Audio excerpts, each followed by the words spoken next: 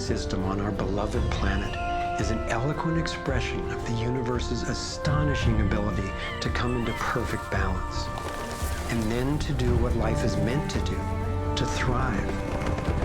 Thriving is the natural flow of life.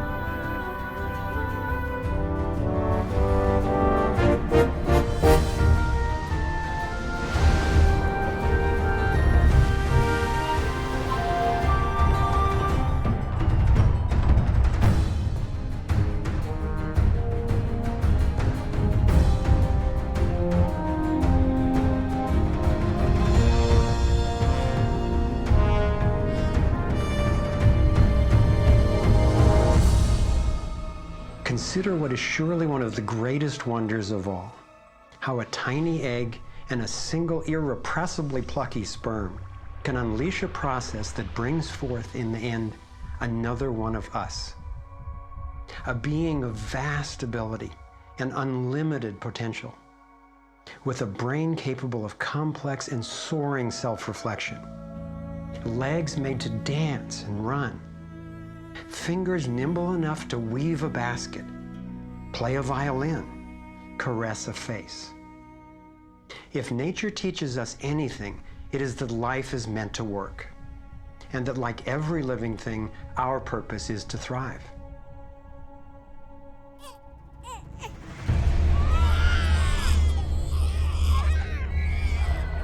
And yet, for the majority of people on the planet, life is not about thriving. It's about surviving, just trying to hang on. Is this really the best we can do? Did the universe labor for nearly 14 billion years only to bring forth a species that would end up as an enemy to life itself and to its own home? I don't think so. My name is Foster Gamble, and I have spent nearly a lifetime trying to figure out what happened. What is happening that could account for the staggering agony and deprivation on this planet? As a young man, driven by the misery I saw and by my fear for our survival, I set out on a journey, seeking to answer questions like, is it even possible for humans to thrive? If so, why aren't we? My research led me to places I never expected to go, revealing surprising discoveries that seemed unrelated at first, but which turned out to be crucially connected, as you'll see. I found a code, a pattern in nature that's been embedded in arts and icons throughout the centuries. I believe this code holds the key to a new source of clean, sustainable energy that could completely revolutionize the way all people live. I came to understand how our economic system is rigged, and I found out what we can do about it. My journey revealed ways we can claim our power to create liberating, healthy systems everywhere on Earth. I have realized that we are not a mistake. We are simply mistaken. We've been blinded to our brilliance, shorn of our strength, ignorant of our genius, unaware of our true power and magnificence. But all that is about to change. I invite you to share with me the highlights of my unlikely journey. I've created this navigator to take us through time and space. Let me show you around. On this screen, we can access what I call our vitals. It's the critical data we don't get from the corporate media, which in the US has consolidated from 50 companies down to 5 in just over 25 years. We'll use this to check on how we're really doing. The right screen tracks how to chart a healthy, sustainable course for living on planet Earth. I call these the navigating insights. And this will be our compass. Instead of a needle seeking north in our Earth's magnetic field, our compass is the shape of the field itself. And that shape, as you will soon see, has amazing technological and social ramifications. After a lifetime quest, I've come to believe that this pattern actually holds the key to a world that works for everyone. So let's go.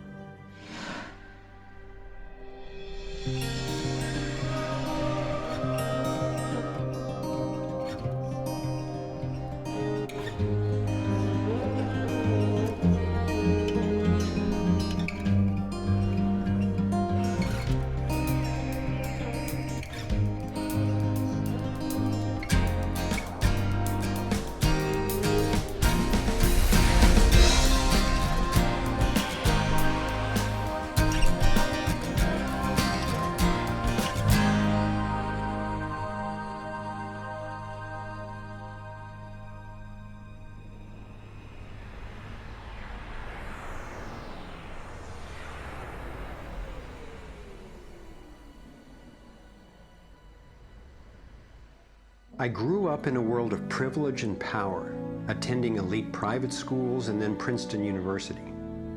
As a direct descendant of one of the founders of Procter & Gamble, I was groomed to be a leader in the establishment.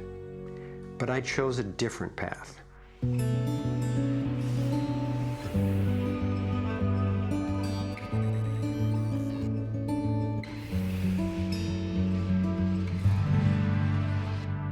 I began to wake up when I was in elementary school. Adults were teaching me that the way to protect myself from a nuclear explosion was to duck under my desk and cover my head. That's when my serious questioning began.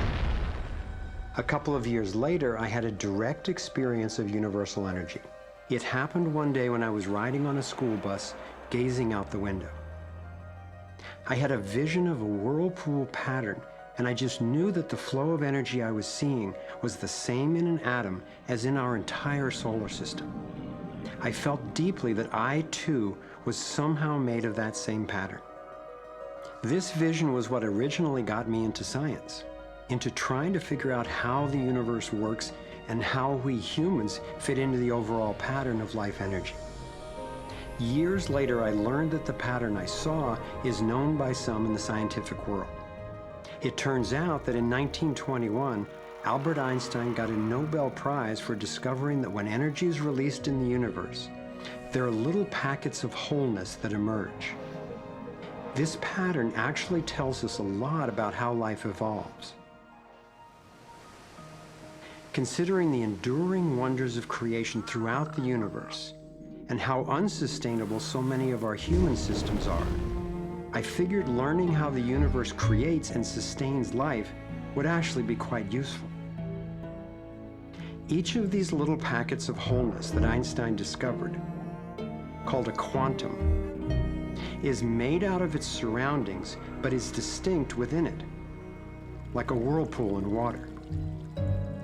These packets are always the same pattern, no matter what size, and they are surprisingly relevant to issues as seemingly disconnected as the wars in the Middle East, the global financial collapse, and how to achieve justice for everyone. We're about to explore how. Mathematicians call this pattern the torus. The energy in a torus flows in through one end, circulates around the center, and exits out the other side. It's balanced, self-regulating, and always whole. I was first officially introduced to the torus by scientist and inventor Arthur Young. Futurist Dwayne Elgin explains how the torus is the primary pattern that nature uses for life at every scale. Evolution means to unfold, to roll out. So the question is, what is the universe rolling out? And what the universe is rolling out is self-organizing systems, and you can see this at every scale. A self-organizing system is a technical term for just a system getting a hold of itself, knowing itself, essentially. And if we go to nature, we can look at and we can see these self-organizing forms throughout. We can see it in the cross-section of an orange, the cross-section of an apple. We can see it in the dynamic nature of a tornado. We can see it in the magnetic field around the Earth, a similar magnetic field around an individual. We can see it in the structure of an entire whirlpool galaxy. We can see it in the structure of a small atom. At every scale, throughout its entire history, the universe has one single project. It's growing toruses. The universe is a torus growing factory.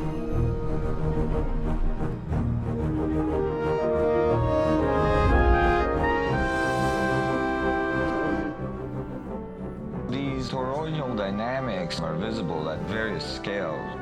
One of them is at the galactic level, which are huge spinning structures with billions of stars in it. Looks like typically big arms of galaxies spinning around, and they have vortices that goes from the center out to the edge of the galactic halo that surrounds them.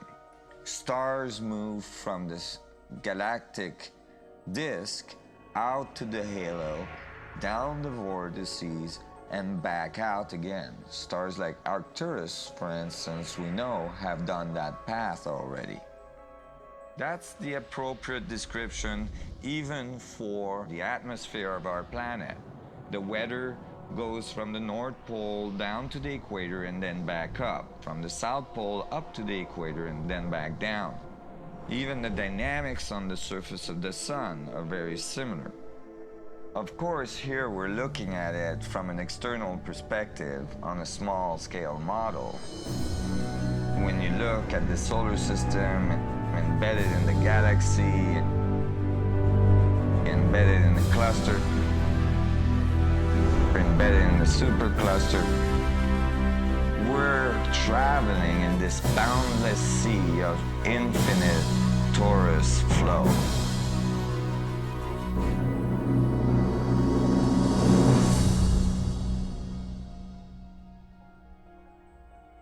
The torus is like the breath of the universe.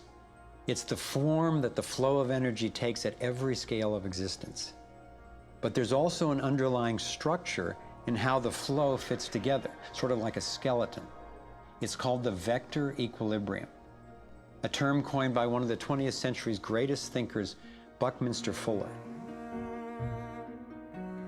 Inspired by Fuller's visionary work, I spent decades researching the dynamics of the vector equilibrium and the torus. I became so excited by the potential of the toroidal energy form that in 1997 I co-founded a multidisciplinary think tank called the Sequoia Symposium to study the pattern and explore its applications. Our collected research convinced me that the torus and the vector equilibrium are primary patterns, fundamental to the creation of the universe at all scales. At the Sequoia Symposium gatherings, I learned of inventors who claimed they were using the torus dynamic as the basis for devices that generated energy without combustion. This revolutionary development, accessing what's sometimes called zero point or radiant or free energy, is now being called most simply new energy technology. Given that so much of the suffering in our world is the result of lack of access to energy, I realized that free, unlimited, clean energy would be one of the greatest breakthroughs in history. It could not just improve, but actually transform the quality of life on this planet. So I began to wonder who else knew about this pattern or about this powerful potential energy source. Some of the scientists at the symposium showed me how the torus has been encoded by different cultures for millennia. Apparently, ancient cultures had embedded this code in the most enduring forms then possible, in stories, in icons, in alphabets, and buildings. Here we are at one of the world's oldest sacred sites, the Osirian Temple at Abydos, Egypt. Very little writing is found in the Osirian Temple. However, there is one very significant piece of information in that temple. It is a very faint but clear and precise drawing. It's not etched into the rock, it's not carved, it's burnt into the atomic structure of the rock in some extraordinary way. Nassim has decoded the Osirian symbol in 3 dimensions. Since our world is not two-dimensional, it makes sense that codes relaying information about our world also wouldn't be limited to flat designs. His 3-dimensional version of the Osirian symbol starts with the vector equilibrium, a perfectly balanced force field with 12 equal energy lines radiating out. They stabilize its center like the 12 spokes of a wheel. The primary pattern of balanced energy flow around this structure is the torus.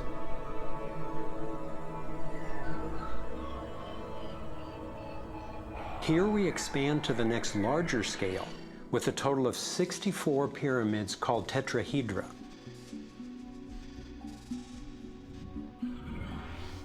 If we then put spheres in, representing the toroidal energy field surrounding each of the pyramids, and then we drop away the pyramids,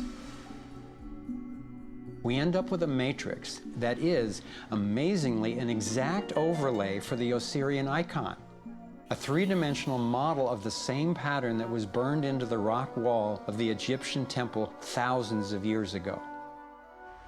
Now we travel across continents, from Egypt to China, where the same geometry appears at another sacred site built in 1420. Then you go to the Forbidden City, where the sun gods reside, and where you find at the entrance the food dogs, the guardians of the knowledge. They guard the knowledge under their paw. The same geometry of 64 energy units is encoded again. I started wondering, is it just a coincidence that the exact same design appears in significant places on two different continents? But then Nassim showed me that this geometry of 64 is encoded time and again in cultures across the centuries and from all over the world. The Hebrew Kabbalistic tree of life creates the same structure we just saw, with the vector equilibrium again embedded at every level. The ancient Chinese system of wisdom called the I Ching is based on 64 hexagrams, symbols with 6 lines in a set, some continuous, some broken. These can be put together as the 6 edges of a tetrahedron, and together would form the 64 tetrahedron crystal.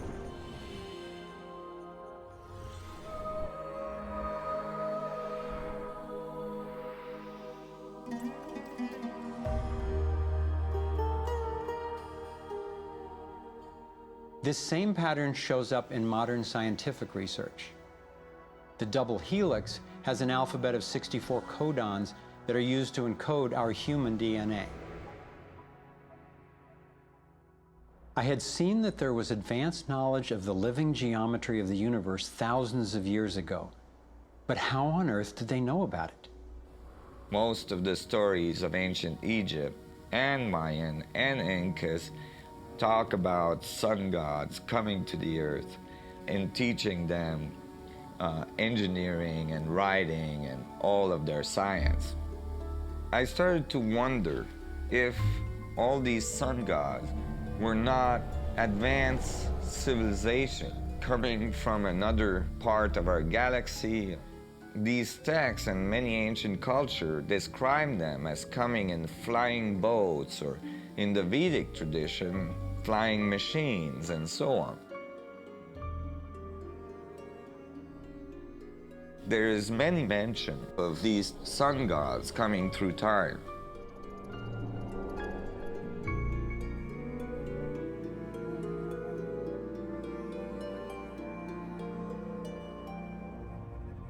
Could these early pilots from beyond our world be the ones responsible for sharing the knowledge of this code? Could they actually be tapping its power to propel themselves through the cosmos? This isn't where I thought my research would lead me, and these notions were rocking my world. But Nassim has impressive evidence to back up his theories, and I could see no other rational way advanced math and physics concepts would have been recorded over 3,000 years ago. I sought out one of the most knowledgeable investigators, Dr. Stephen Greer, the founder of the Center for the Study of Extraterrestrial Intelligence. He's conducted hundreds of interviews with top-ranking government and military witnesses. And so when we talk about extraterrestrial intelligence, we're talking about civilizations that have reached the point of being sentient like we are, but whose technologies and perhaps social capabilities are such that they've been able to become interstellar or interplanetary civilizations. And when you look at the fact that the most conservative estimates are in the Milky Way galaxy that there are at least 10,000 Earth-like planets that have intelligent life on them, and that at least half of them are likely to be as advanced or more than ours. It's almost a certainty that there's intelligent life out there that have mastered the laws of the universe beyond what's currently taught at MIT and Caltech, to be able to transfer through space-time in real time through vast distances of interstellar space. We have over 4,000 cases where these objects have landed on terra firma and left physical evidence. We have over 3,500 pilot cases. We have hundreds of cases, including ones from the highest ranking investigator at the FAA, John Callahan, and numerous other operators where these objects have been tracked on radar going tens of thousands of miles per hour or dematerializing and then reappearing in another point in the sky. Yes, there have been ET visitation, there have been crashed craft, there have been material and bodies recovered. We have contact with aliens not originating from some foreign country, but from some other solar system. And I have been a party to that. There were documents that I have seen that refer to the Roosevelt having several instances of UFO flyovers, and particularly after they took on board nuclear weapons. And my SEAL told me, Jordan, this, what have you got in your log? This never happened. The crew going on duty and the crew coming off duty all saw the UFO just hovering in midair. It was a metallic, circular object, and from what I understand, the missiles were all shut down. That means they went dead, and something turned those missiles off. Now, remember, all this stuff is flying at several thousand miles an hour.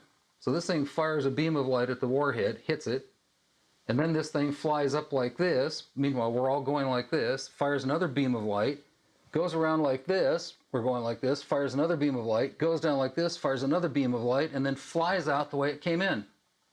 And the warhead tumbles out of space. The feeling at the time was that it must have been extraterrestrial. They took the film and they spooled off the part that had the UFO on it, and they took a pair of scissors and cut it off. They put that on a separate reel, they put it in their briefcase, they handed Major Mansman back the rest of the film and said, here, I don't need to remind you, Major Mansman, of the severity of a security breach. We'll consider this incident closed. But who do you tell that you were involved in a UFO incident without them looking at you like you ain't wrapped too tight?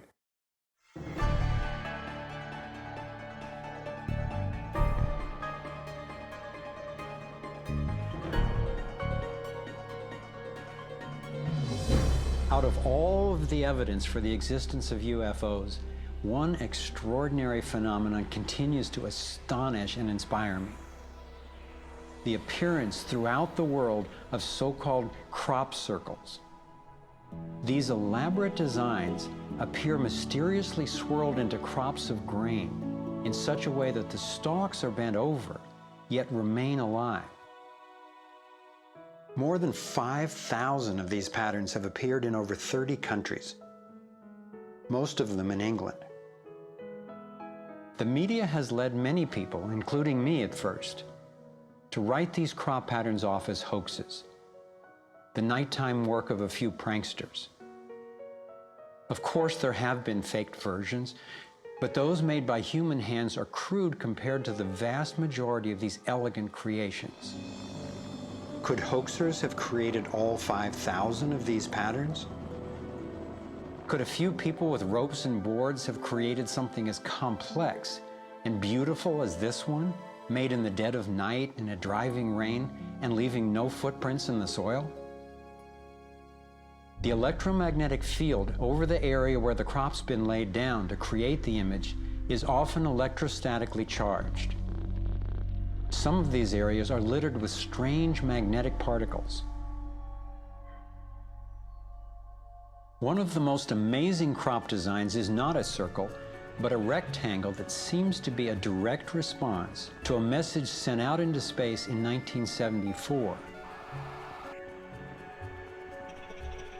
The message was a radio signal depicting our planet's location in our solar system and Earth's people, in hopes that it might be received and interpreted by an extraterrestrial intelligence.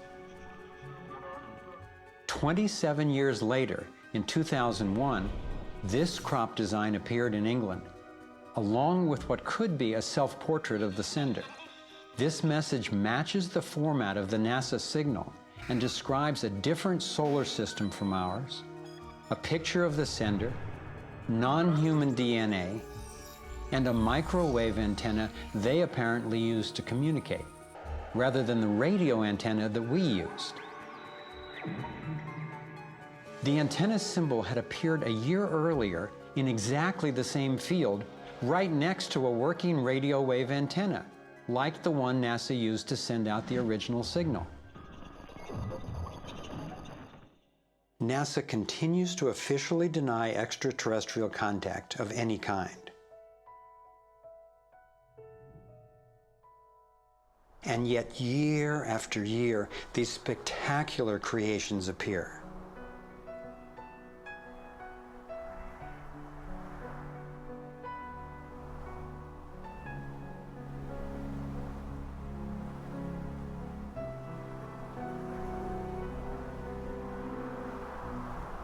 So what might these remarkable designs mean?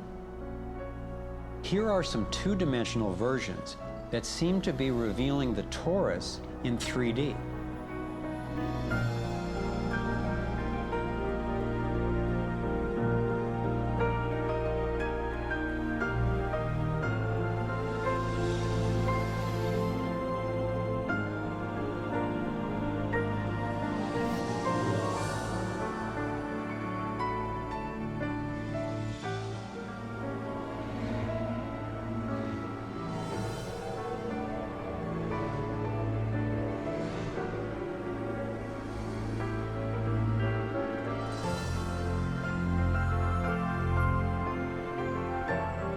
And here is the vector equilibrium.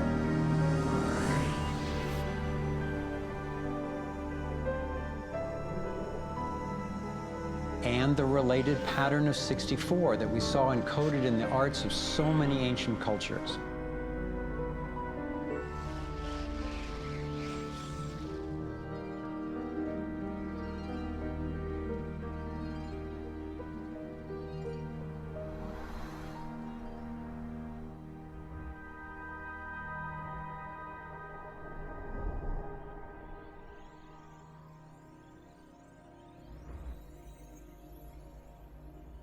When I saw the coherence between the crop circles and the ancient encodings, I thought regardless of whoever created them and wherever they're from, there must be an important purpose to these designs.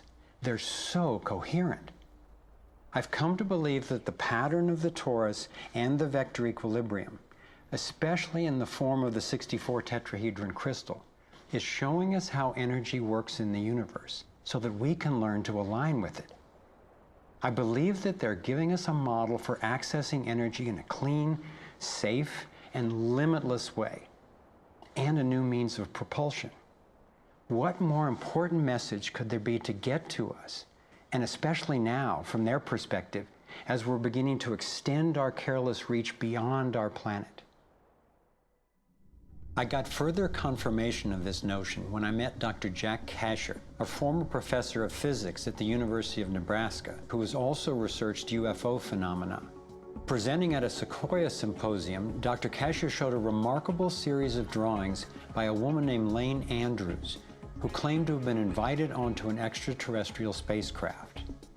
I was startled to see her detailed sketches of the toroidal energy field that she said propelled the vehicle and protected the passengers. I subsequently interviewed James Gilliland. James has many hours of UFO footage from his ranch near Mount Adams in Washington state. He also claimed to have gone on board an alien spacecraft. What blew my mind was that he had never met Lane Andrews and had no knowledge of her experience, yet he described a phenomenon that was amazingly similar: numerous ships with spinning rings of light.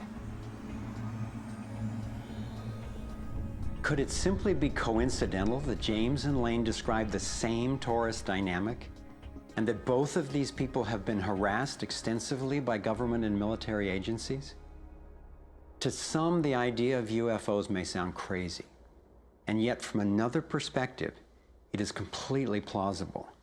The Earth is about 4.5 billion years old. That's 4,500 million years old. What if there's another planet that's almost exactly like us? Almost exactly. 4,501 million years old. They're a million years ahead of us. And on a galactic scale, they're almost our twin brothers. So where are we going to be in a million years? We'll have solved all these problems, and there's another way, whether it's wormholes or warping space. There's got to be a way to generate energy so that you can pull it out of the vacuum. And the fact that they're here shows us that they found a way. This is a major shock to the human system that is in process. I understand why people in our generation, people who aspire to positions of political leadership, etc., never dare go near that question, because it's a worldview challenge. It's a fundamental worldview challenge. So here we are, a relatively immature species struggling with possible self-destruction. If aligning with the torus does hold the key to a new form of clean, safe energy access, imagine the implications. This could be the most important technology breakthrough of our times. So who wouldn't want to have an energy source that's unlimited and freely available? That turned out to be a key question. And that's what led me down the next rabbit hole.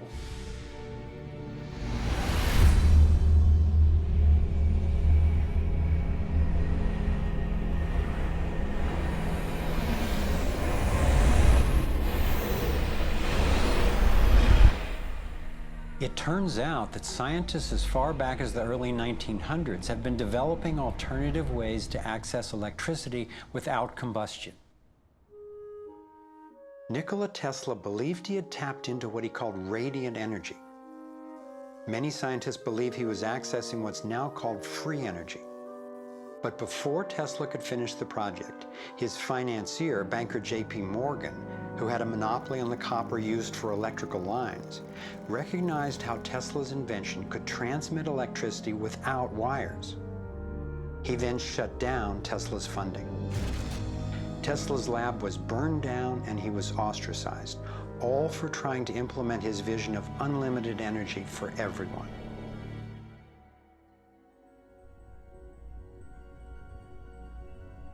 A modern-day inventor, Adam Trombley, was inspired by Tesla's work and by the possibilities of the torus.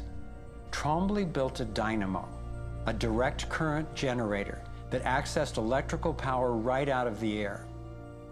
We were trying to demonstrate that by mimicking the magnetic field of a planet and rotating this device, we could actually create a dynamo that would work. And in fact, it did work, and it does work.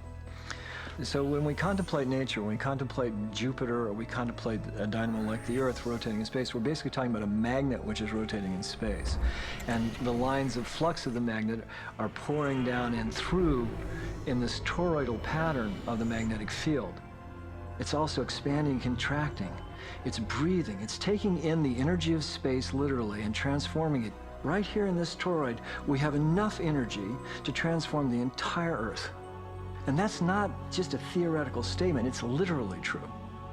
To contemplate the implications of this means that every single place on Earth suddenly has power. Every single person on Earth suddenly has power. We have universal abundance. Trombley had been invited to demonstrate one of his generators at the United Nations and the US Senate. But these events were undermined by the first Bush administration. Then the device itself was taken in a government raid. Trombley's experience isn't unique. Almost every time I found an inventor with a promising new technology in the field of free energy, he told a similar story of suppression. Inventor John Bedini began working with Tesla's theories of radiant energy decades ago and has produced an assortment of battery charging devices that generate more energy than it takes to run them. He announced that he was going to start offering them at low cost. Soon after that, he was attacked in his lab and warned not to produce the devices. For his own safety, he had to let go of marketing free energy. These are all devices from labs I personally visited.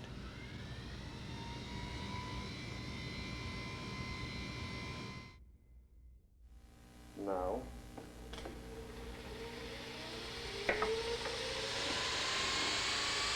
Now, the quality of this footage is obviously poor, and I'm not expecting this to convince you. My point is that being there with these inventors, accompanied by experts, and seeing these new energy devices in operation convinced me that the technology is real. And the implications of that to me are absolutely thrilling. Canadian John Hutchison not only created some free energy batteries, but also used Tesla's theories to counter gravity, to make objects float. This could revolutionize the field of propulsion. His lab was raided and equipment was taken by police and government officials in 1978, 1989, and again in 2000. One of the scientists we were going to interview for this film was Dr. Eugene Malov, an engineer from MIT and Harvard, and editor of Infinite Energy magazine, which covers both theoretical and technological developments in the new energy field.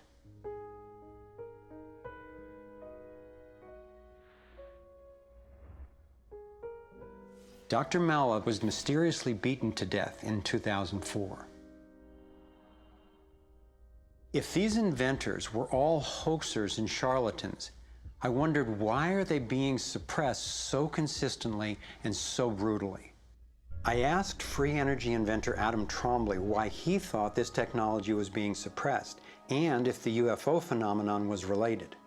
We've had major military people at great risk to themselves say, yes, these things are real. Why do you think the military-industrial complex doesn't want that statement to be made?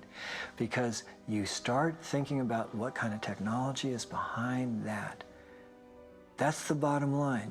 The suppression of UFO phenomena is hand in hand with the suppression of so-called free energy. The energy is extracted from the fabric of the space around us, which means it cannot be metered.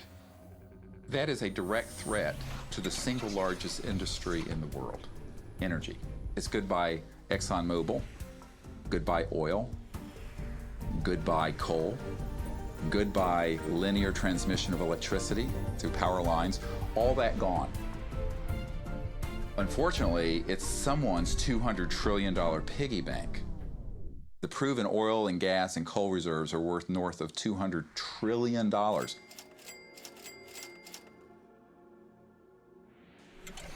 This information coming out would completely change geopolitical power more than anything since, well, in recorded human history. And it would happen in a generation. I started to examine the breakthrough solutions, and much to my surprise, these concepts have been proven in hundreds of laboratories throughout the world, and yet they have not really seen the light of day. Rather than smashing things together and trying to control the explosion, these new technologies rely on blending, of dancing with what naturally is. The common denominator of all the free energy devices I've seen is that they mimic, in one way or another, the torus energy shape. You don't have to believe in free energy technology to be concerned about the repression of ideas and inventions. I found myself thinking, what better way to justify our dependence on oil, coal, nuclear, and other dangerous and dirty technologies than to claim there are no better, cheaper alternatives? It was my beloved wife and creative partner, Kimberly, who kept bringing me back to the human implications of my scientific research. For me, as intriguing as the torus and ETs and free energy are, the most compelling question was, would understanding these things really help alleviate human suffering in any way? And it turns out it can. So much of the pain on the planet has to do with the lack of access to energy. Can you stay warm? Can you get food and water? Can you get hospital care? All that has to do with energy access. If there is a fundamental pattern, which makes sense to me that evolution would be efficient in that way, and we can align with that pattern to create new technologies that will solve these problems, then it's worth it to me to open my mind to these socially taboo subjects. If the new energy technologies were to be set free worldwide, the change would be profound. it would affect everybody. It would be applicable everywhere.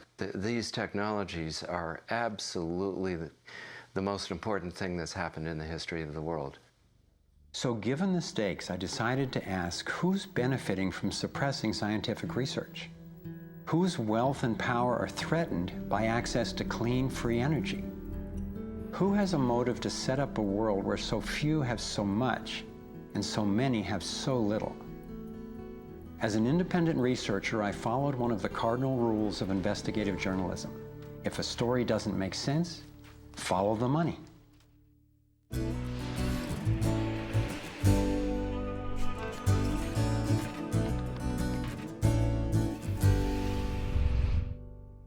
Our being dependent on oil ensures that energy corporations continue to reap phenomenal profits.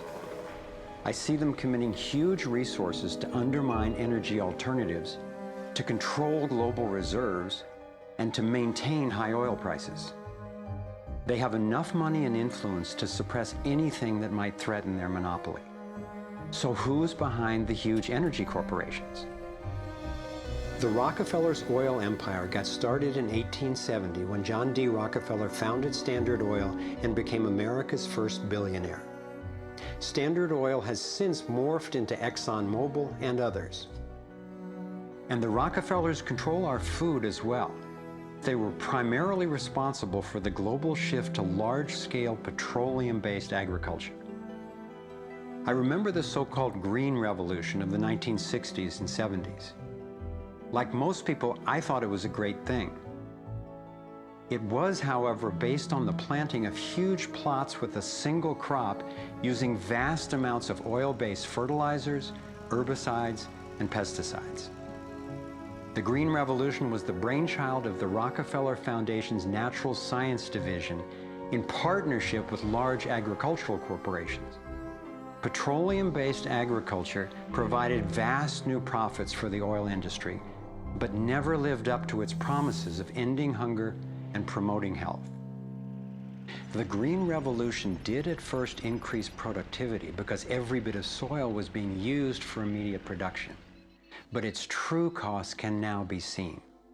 Taxpayers pay billions in subsidies to giant agribusiness corporations. Small family farms have all but disappeared. Biodiversity is destroyed. Toxic chemicals poison farm workers and pollute the land, water, and our food supply, endangering the health of us all. As of 2010, approximately 1 in every 7 people worldwide did not have enough to eat. The giant corporations who had brought us chemicals for chemical industrial agriculture, and they were talking about 3 instruments to consolidate the food chain. The first was genetic engineering as a way of control. The second was patenting seed and patenting life as a way of control, declaring seed to be private property, treating the saving of seed by farmers as a crime, as a theft of intellectual property. And the third was so-called free trade treaties that would rob ordinary people, farmers, growers, of their freedom to save seed. The design of Terminator technology to create sterile seed in order to impose even more dependence of humanity on a handful of corporations is the ultimate step in this. We are, through what we are doing with seed, literally for the first time, creating a new colonization, which I call the colonization of the future.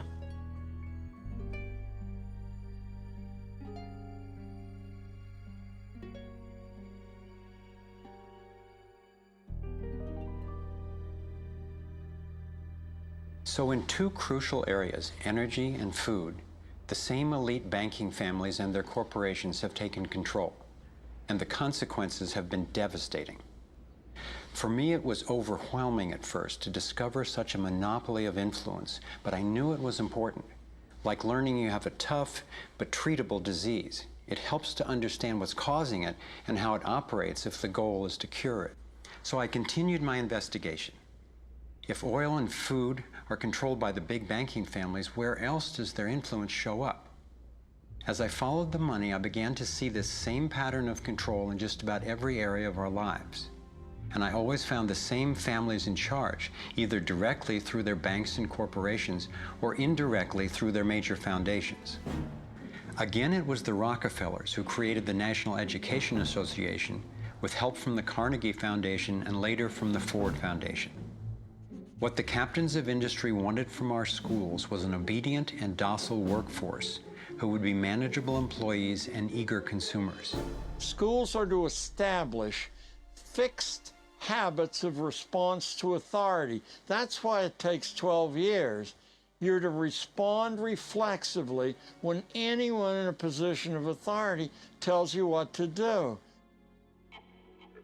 Like education, health is yet another area dominated by big money and corporations. The American Medical Association, for example, is largely funded by the Rockefellers, who use their funding to influence AMA research and decision-making.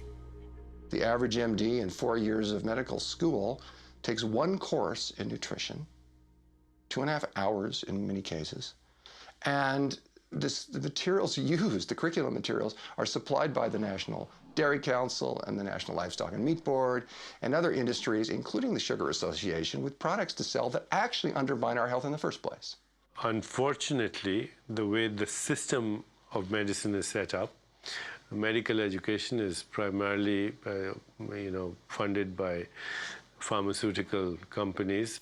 So there's a motive to make and sell as many drugs as possible.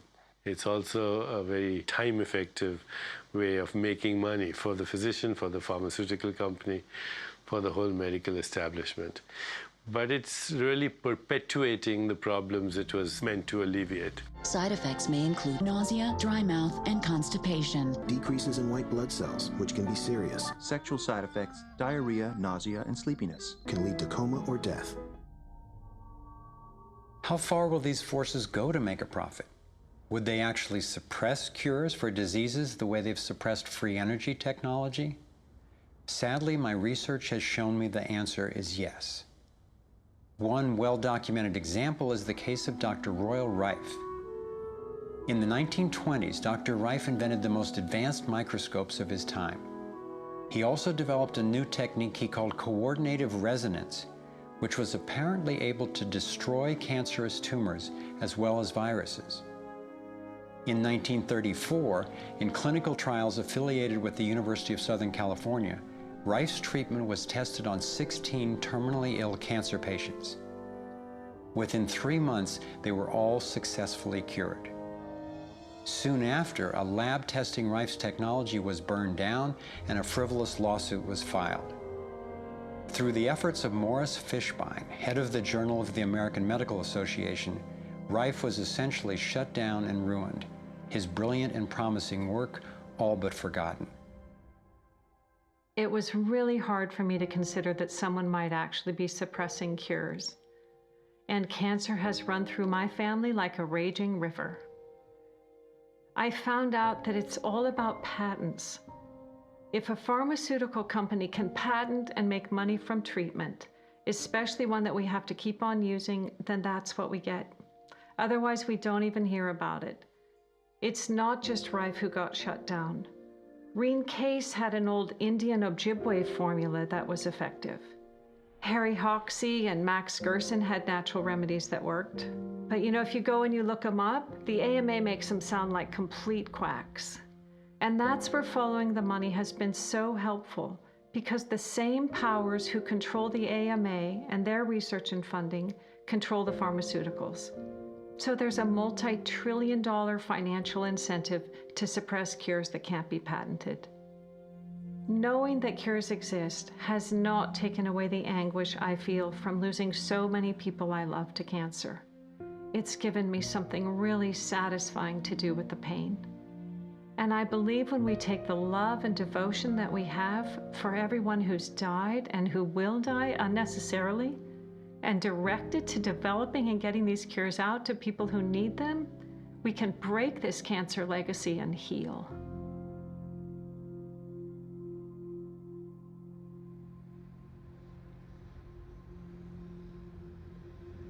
As difficult as it was for me, I have come to an inescapable and profoundly disturbing conclusion. I believe that an elite group of people and the corporations they run have gained control over not just our energy, food supply, education, and health care, but over virtually every aspect of our lives. And they do it by controlling the world of finance, not by creating more value, but by actually controlling the source of money. When I followed the money, I found that it took me up the levels of a pyramid. Here we are at the bottom level going about our daily lives. Above us is government, people who are given a monopoly on force and use it to tax and control us whether or not we agree. But who controls them? At the next level are the corporations. Many would say that it is now corporations and not nation states that rule the world. They call it a corporatocracy. To acquire the world's resources and control the markets, this corporatocracy must have access to cheap money.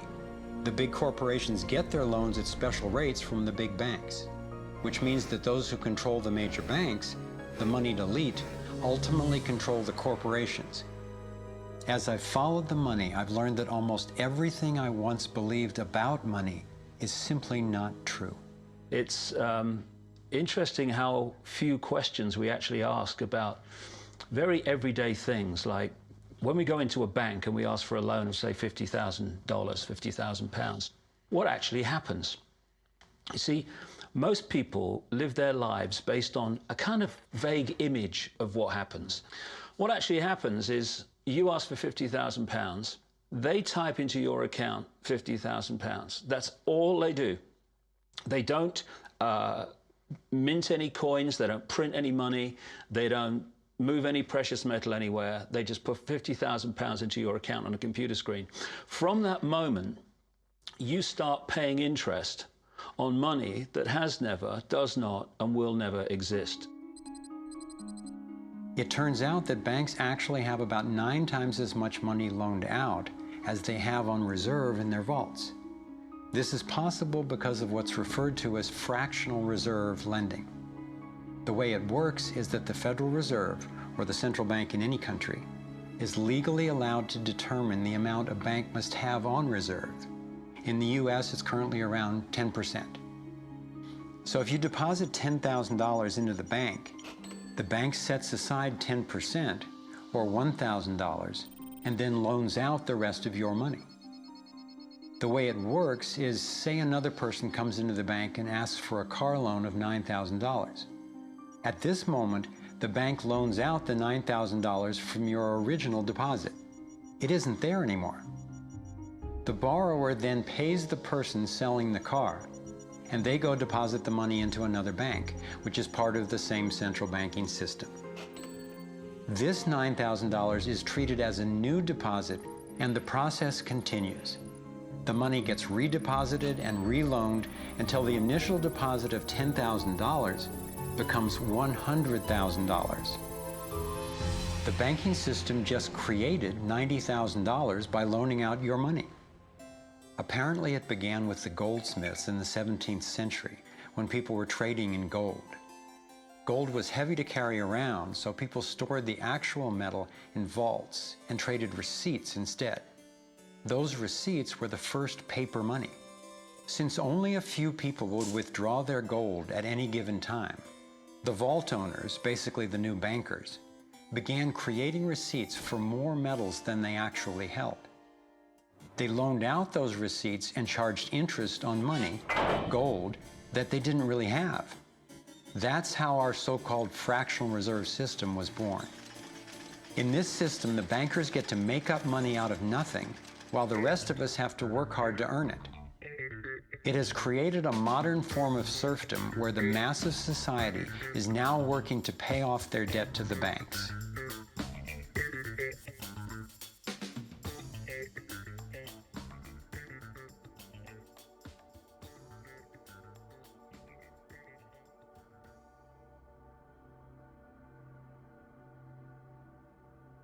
Under this fractional reserve scheme, we inevitably become debt slaves to a ruling class of financial elite, not because they are better or smarter than anyone else, but because they have rigged the system to benefit themselves at the expense of most people on the planet.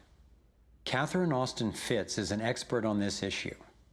She was an Assistant Secretary of Housing and Urban Development under President George Bush Sr., and then an advisor to the Clinton administration.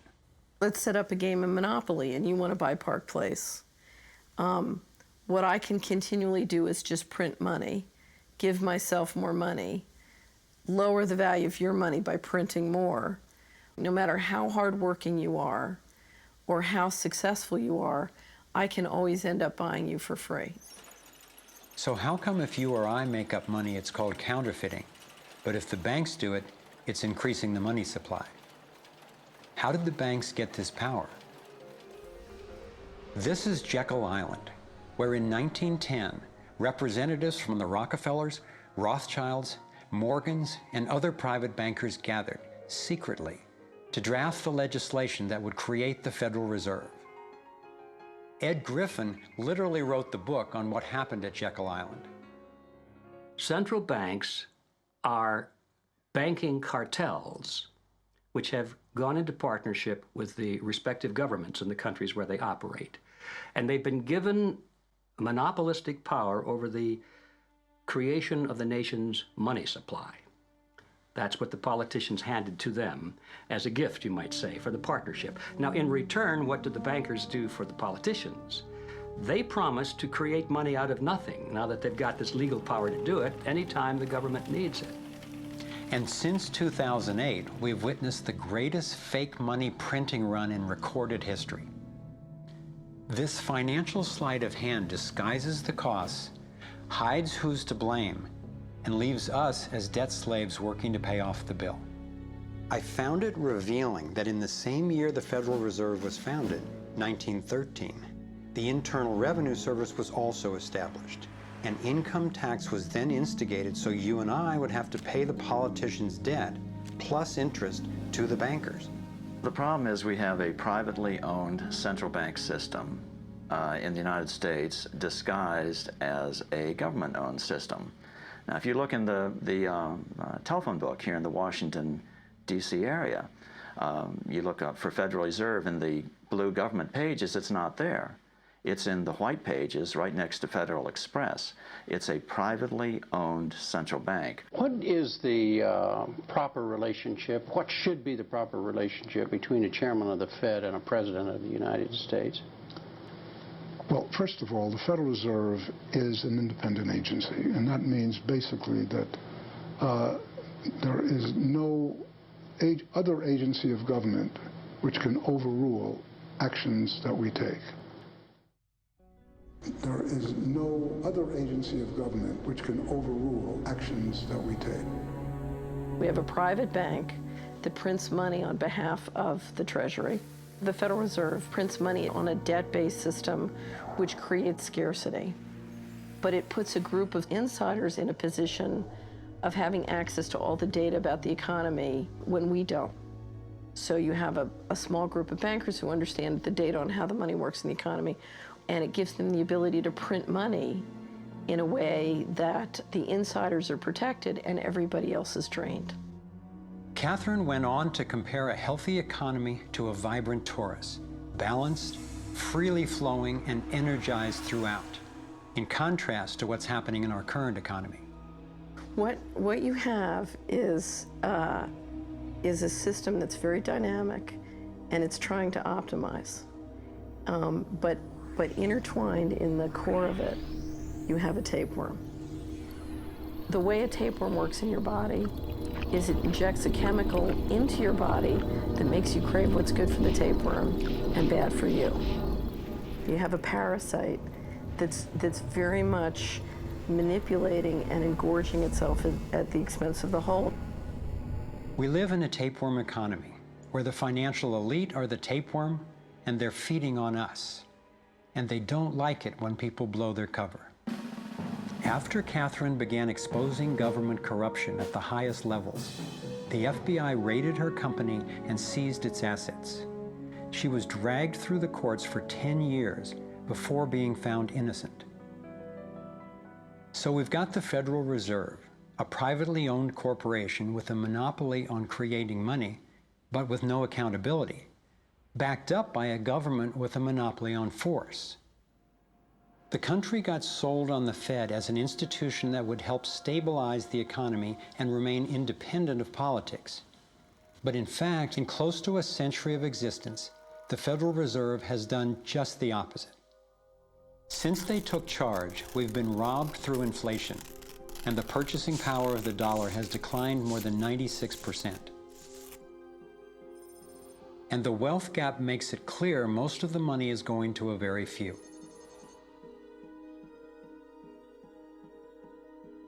Only 16 years after the Federal Reserve was in power, America experienced the Great Depression. My research revealed that before the big crash in 1929, the elite bankers pulled their money out of the stock market. After the crash, they used that money to buy up cheap stocks and smaller failing banks for pennies on the dollar.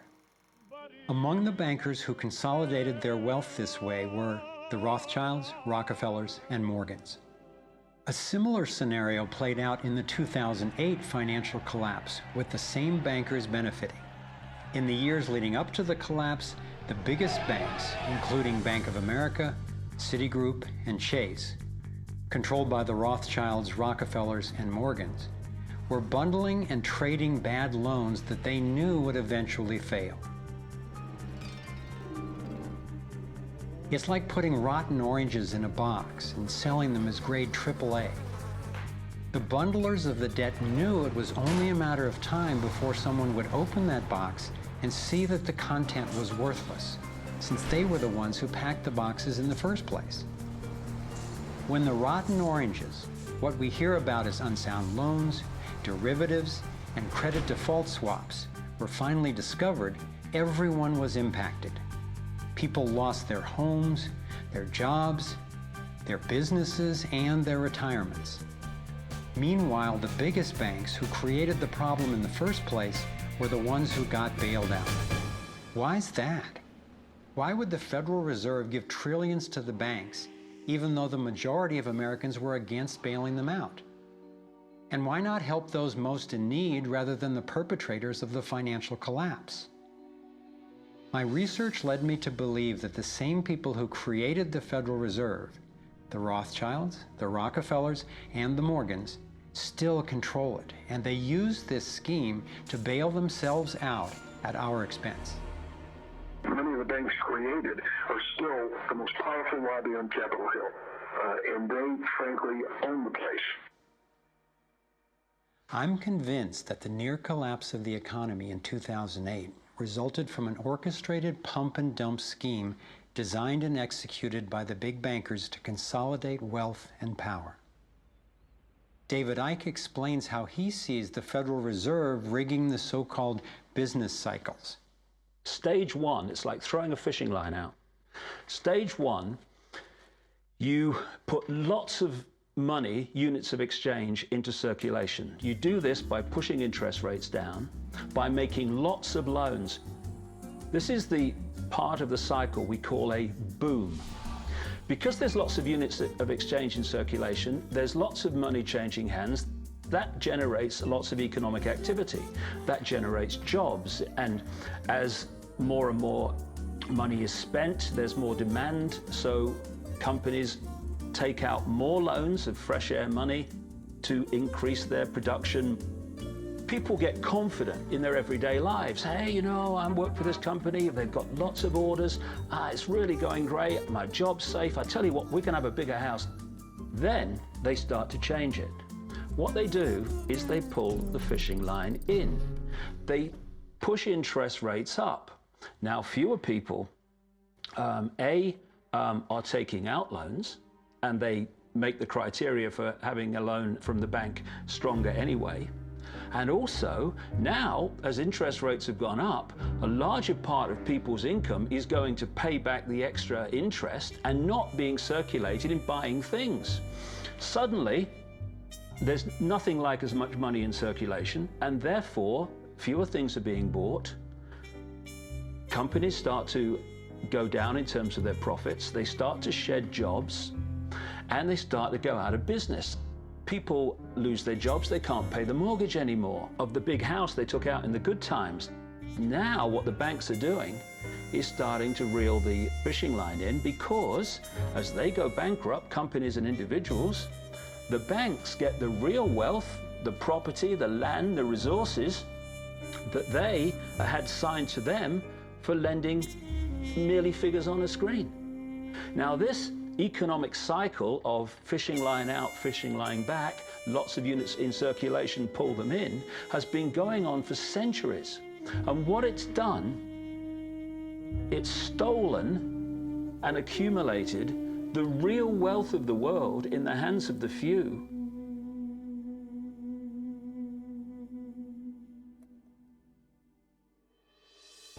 At the international level, central bankers use the World Bank and the International Monetary Fund to make more money while exploiting the resources of countries they lend to, bankrupting them in the process.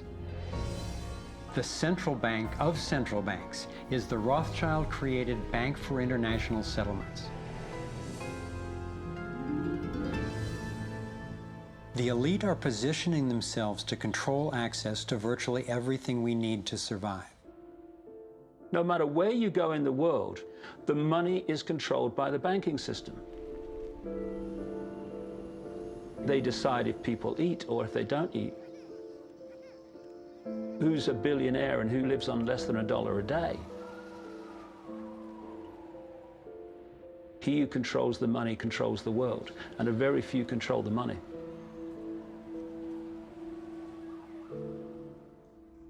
At this point, my view of the world had been turned upside down. I was struggling with the realization that the failure and suffering of so many is actually success and fulfillment for a few. The elite central bankers who fooled the world into letting them create money. They already have vast fortunes, so what is their end game? What is their ultimate agenda?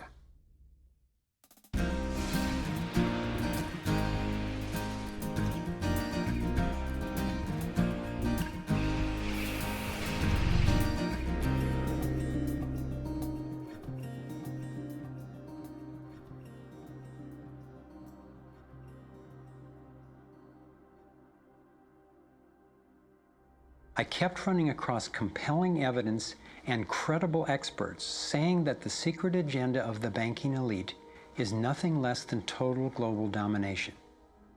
At first, I resisted the idea, but I was committed to finding out what was keeping us from thriving, no matter where it might lead. One night I woke up at 3 a.m. with the burning question: if this small group wanted to dominate the entire world, what would they need to control to accomplish it? I jumped out of bed and started making a list. First and foremost, they'd have to control money, and they do. Controlling money allows them to run everything else. They'd need to control energy, and they do. They already control big agriculture and world trade. They're buying up water supplies worldwide. They've got health in their pocket, and they're trying to suppress natural alternatives. Mainly, they'd have to control what information we'd get and how we'd react to it.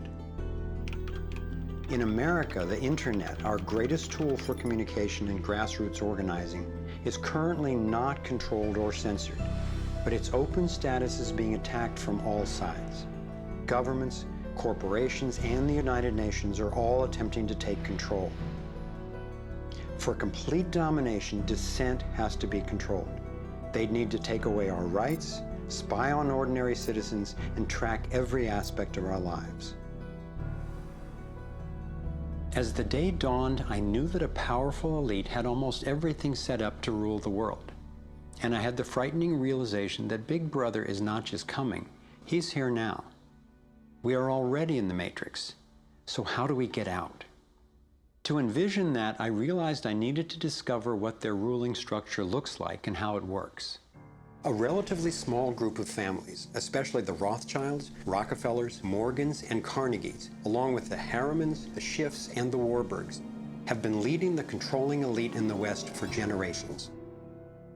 I'm not implying that every individual in these families is aware of or active in the global domination agenda.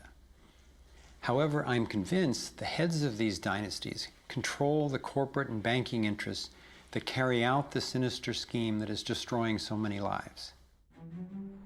Those secretly driving the agenda have been known by many names. Leaked reports confirm that they meet throughout the world behind closed doors to discuss their agenda. Then, like clockwork, their plans begin to show up in the media, finance, corporate, government, and military arenas. Of course, not everyone involved in these groups is in on the decision-making. There is a hierarchy of knowledge and participation.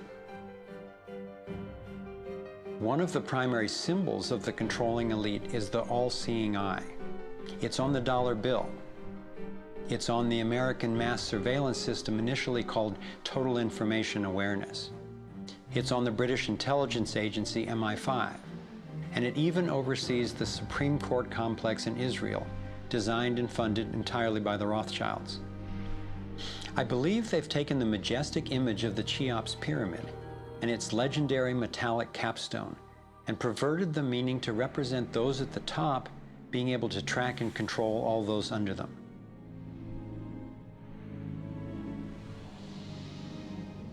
One of the painful ways this information has been used is by people who want to promote anti-Semitism. They wrongly call this a Jewish agenda and continue the ongoing racism that undermines and destroys so many lives. Let me be clear, this is definitely not a Jewish agenda. It's been documented that central bankers even funded both sides of World War II, as well as some of the corporations associated with Hitler's atrocities against the Jews. Since these people have more money than their families would need for generations, and since they have the power to create money, I don't believe wealth is their end goal. After you have all the material things that you could possibly want in life, what is left to excite you? And for many people, the answer is power, global power. They became intellectually elite. They began to think that they had a plan that was better than anybody else's plan. They got the idea that freedom is dangerous. If you give people freedom, you know what? They're probably not going to use it wisely like we think they should. We are smarter than they are. And for their own good, we should rule them. As I came to accept the idea of a ruling elite planning for total global domination, I began to hear these same people actually talking more boldly and publicly about it, only they call it the New World Order. When we are successful, and we will be, we have a real chance at this New World Order. It is a new world order with significantly different and radically new challenges. A new world order can be created. It's a great opportunity.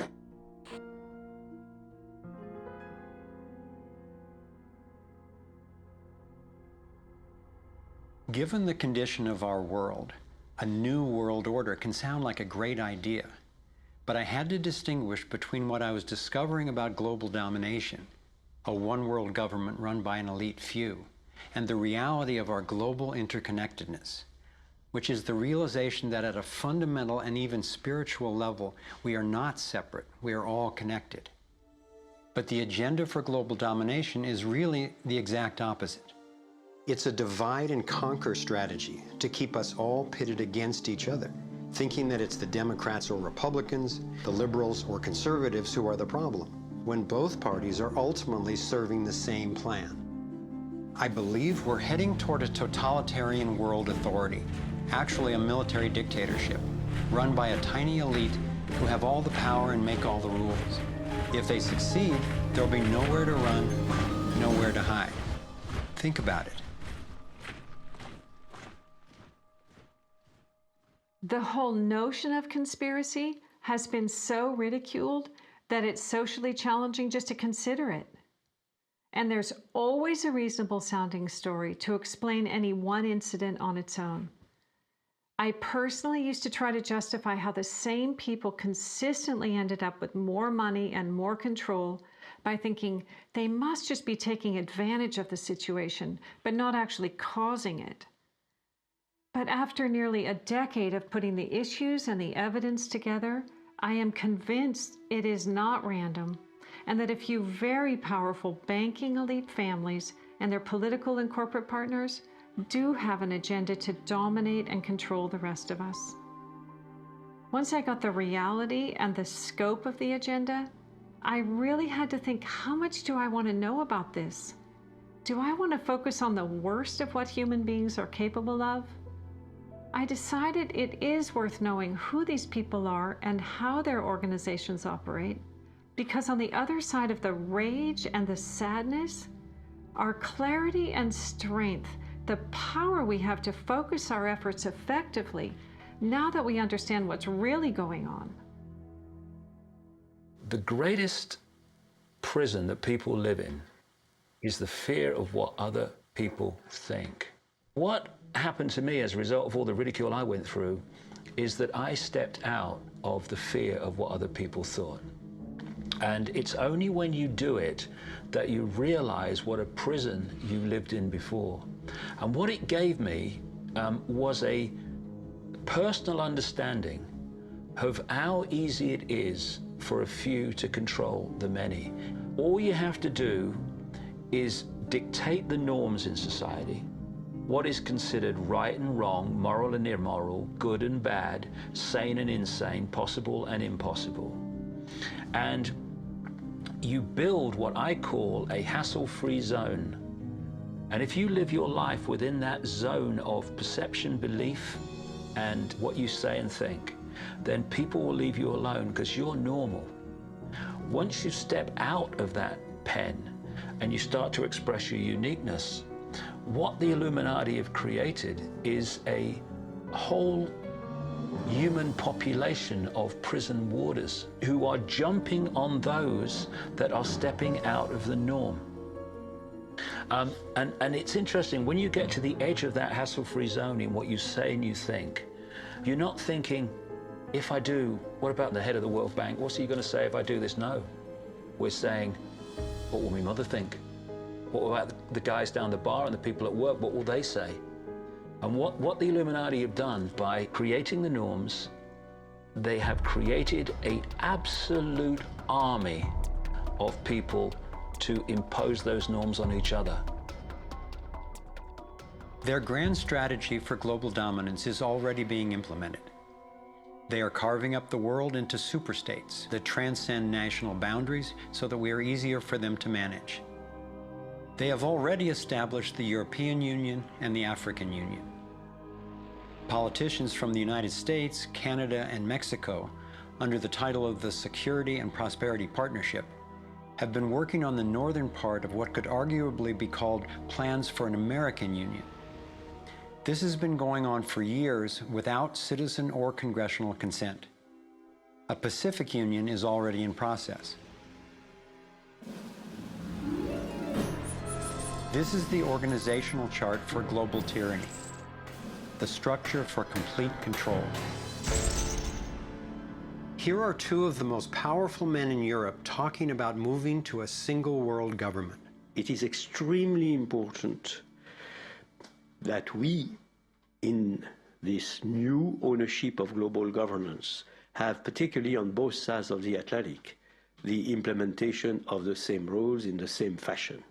2009 is also the first year of global governance, with the establishment of the G20 in the middle of the financial crisis. On the international level, the central banking elite have put huge organizations in place to implement their policies, including the World Trade Organization, the World Health Organization, the World Bank, and the International Monetary Fund.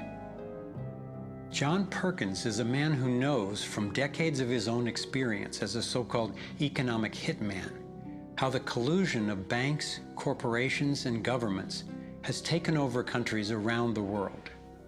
We use many techniques, but probably the most common is that we'll go to a country that has resources that our corporations covet, like oil, and we'll arrange a huge loan to that country from an organization like the World Bank or one of its sisters, but almost all of the money goes to U.S. corporations, not to the country itself. Corporations like Bechtel and Halliburton, General Motors, General Electric, these types of organizations, and they build huge infrastructure projects in that country, power plants, highways, ports, industrial parks, things that serve the very rich and seldom even reach the poor. In fact, the poor suffer because the loans have to be repaid, and they're huge loans, and the repayment of them means that the poor won't get education, health, and other social services, and the country is left holding a huge debt by intention.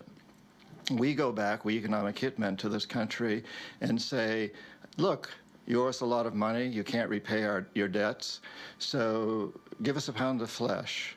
But as soon as one of these anti-American presidents is elected, one of us goes in and says, hey, congratulations, Mr. President. Now that you're president, I just want to tell you that I can make you very, very rich, you and your family. I've got several $100 million in this pocket. If you play the game our way, if you decide not to, over in this pocket I've got a gun with a bullet with your name on it in case you decide to keep your campaign promises and throw us out. Sell our oil companies your oil real cheap, or vote with us at the next UN vote, or send troops in support of ours to someplace in the world such as Iraq. And in that way, we've managed to build a world empire with very few people actually knowing that we've done this. Like many people, I thought a conspiracy for global domination could not really work because basically people are just not that competent. I thought there's no way they could pull off such a scheme at the necessary level of control and secrecy. One of the false hopes is this is all happening because government is incompetent, and it's a giant mistake, and people really don't know. And of course, that's great air cover for the fact that the system really does know where it's going, and it's going where it wants to go, and it's being successful at it. Still, I wondered how could something that is so big and corrupt be kept secret? It's a simple structure, and if it wasn't simple, it wouldn't work. And it can be likened to a compartmentalized pyramid. If you look at any organization today, don't matter whether it's a transnational corporation, a university, a government, a secret society, they're all structured as a pyramid. And as the CIA and other intelligence agencies talk about, they have this need-to-know system. Only let people know as much as they need to make their contribution and no more. So you take a bank, an individual bank, not that there is such a thing. At the bottom, you've got the people you see when you pass your check over the counter in the bank. Now, they don't know what the bank manager behind them knows and is discussing. They only know what they need to know to do their job. The bank manager in the office behind them, he doesn't know or she doesn't know what's happening at the next level, and they don't know what's happening at the next level. And eventually, you've got a tiny few people at the peak of the pyramid of that banking structure. They're the only ones that know what the real agenda of the bank is and what the direction is that they're going and why. This kind of compartmentalization explains how the Manhattan Project, which developed the atom bomb in World War II, was kept secret despite having 130,000 people working on it. When I first let in the scale and the intentions of the agenda, I felt like I had the flu for about 2 weeks. But then it dawned on me. Here was this well-planned, well-orchestrated attempt to squelch human potential, and still our brilliance shines through. Even though we've been systematically distracted and repressed, people have come up with innovative, ingenious solutions to a huge number of the problems that we face. It's not our fault that we didn't recognize how organized and intentional this scheme is. It's our challenge. I looked at the kind of world the controlling elite have already given us, and I had to ask, what kind of world would we be living in if they had absolute and complete domination over everyone, everywhere? In this new world order of theirs, a tiny number of people would exercise total control over the lives of everyone through a system of intrusive surveillance, violent suppression of dissent, and debt slavery. Imagine tiny islands of opulence surrounded by a sea of misery, where the mission of the military is to protect the haves from the have-nots. I've come to believe that their endgame is truly ominous. and that they will stop at nothing to continue implementing their plan. As difficult as it may be for Americans to accept, I'm now convinced the agenda of the global elite includes destroying the financial strength and sovereignty of the United States. With its history of free speech and armed revolt, America represents the major hurdle to global consolidation of power. If they can succeed in bringing down this country, I believe the international elite intend to transfer the power and productivity of Americans to their one-world dictatorship, gradually taking over our lives in what David Icke calls the totalitarian tiptoe. Think about it. They've got us so deep in debt we can never repay it. They're collapsing the dollar, and they're attempting to replace it with a global IMF currency. This press for a global cashless electronic currency would enable a central authority to financially disable any individual or group in an instant. Now, for the first time in history, international taxes are being proposed under the pretense of addressing climate change. Like a Trojan horse, the suggested treaty unveiled at the 2009 Copenhagen Climate Conference appealed to our concern for the environment while distracting us from the fact that this unprecedented carbon tax would be paid to the World Bank and enforced by global police. There are ways to address our obvious need to curtail pollution without creating a tax base for tyranny. You want to change society in a way that you know that if you do it openly, you know you're going to get an adverse reaction. So you don't do it openly. You play problem, reaction, solution. Stage one, you create a problem. It could be a terrorist bomb, it could be a 9/11, it could be a run on a currency, it could be a stock market collapse, a government collapse. You tell the people your version of A, who did it, and B, why. And at this point, problem, reaction, solution would fall down if we had a media that was in any way related to journalism. Instead, the mainstream media is a public relations office for the official version of events. Turns out President George W. Bush was right about Saddam Hussein hiding weapons of mass destruction. The virtually only way or source of information that the public have about this event is from the mainstream media. And what they're looking at stage two of problem, reaction, solution is the reaction of outrage, of key fear. And they want the public to say to the government, something must be done, this can't go on, what are you going to do about it? And this allows stage three, which is those who've created the problem, glean that public reaction with a false story, to then openly offer the solutions to the problems they have themselves created. The idea of using tragedy, manufactured or simply utilized, was deeply significant in my finally understanding how far these people will go to achieve their goals. It's a documented fact that we entered the Vietnam War under false pretenses.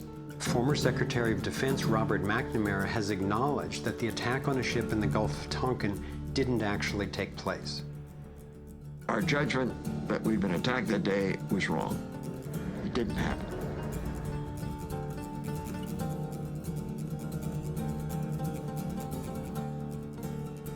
More recently, former President Bush used non-existent weapons of mass destruction as a pretext for invading Iraq. Tactics like this are sometimes referred to as false flag operations.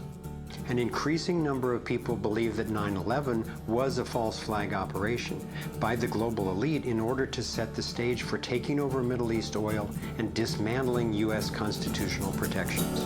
There are lives in the balance. There are people under fire. There are children at the cannon. There is blood on the wire. There is blood on the wire. There is blood on the wire. There is. Most of what's needed for a police state is actually already in place. Right now in America, any of us can be imprisoned without warning or due cause, and we can be kidnapped, tortured, and assassinated legally if the government decides what we are doing is a threat to their plan. All they have to do is name us as a suspect in their so-called war on terror. We're being watched more and more. In 2010, there were 30 million surveillance cameras recording us in the US alone. When we demonstrate, we're now relegated to what are euphemistically called free speech zones. Zones for free speech? Every phone call and email we send is collected and archived and can be inspected at any time. Our driver's licenses and passports have computer chips implanted in them to track our every move.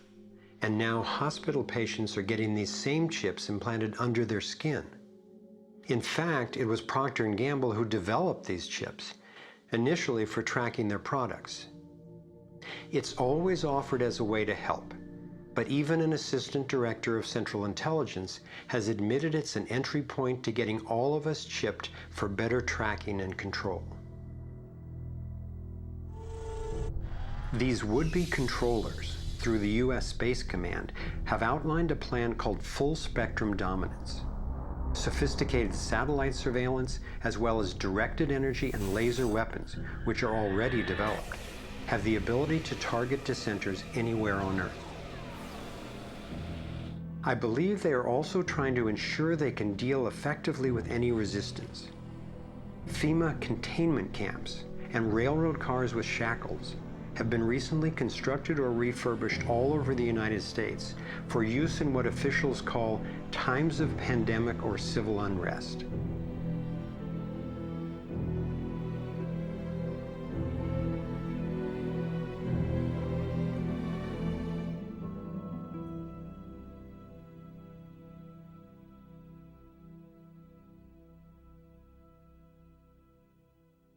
There's one more brutal realization about the global domination agenda that I need to share.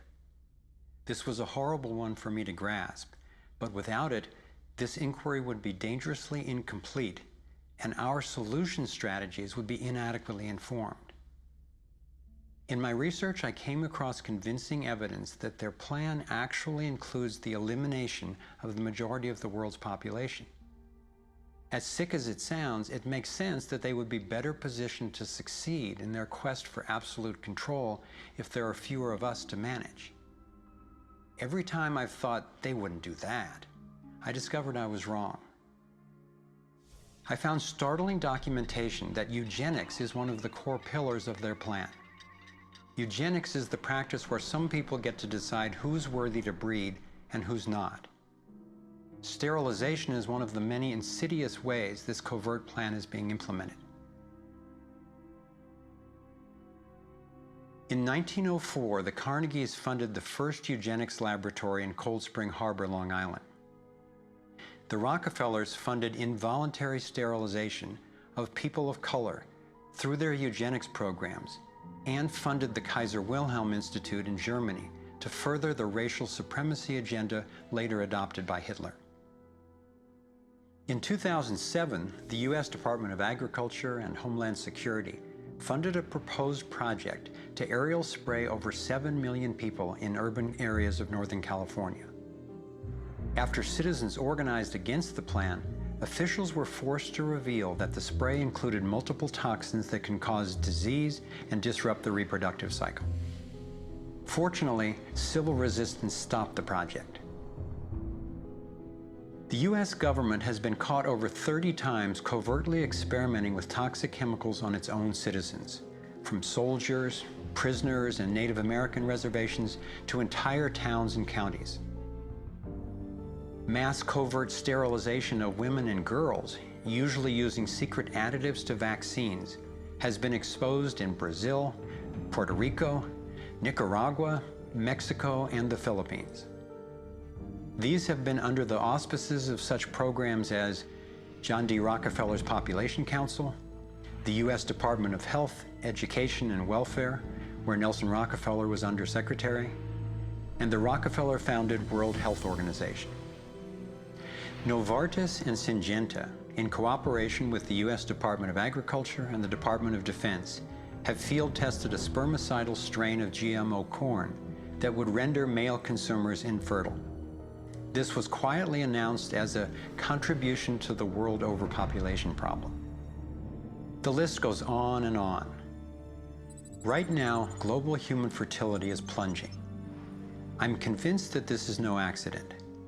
For me, being willing to consider and research a direct depopulation agenda was critical to my getting the whole picture and to generating responses that could be sufficient to the task we face. I know this may sound crazy, but imagine that it's 1932 and we're in Germany. If I told you that in the next decade millions of people would be exterminated, you would say impossible. No one would do such a thing.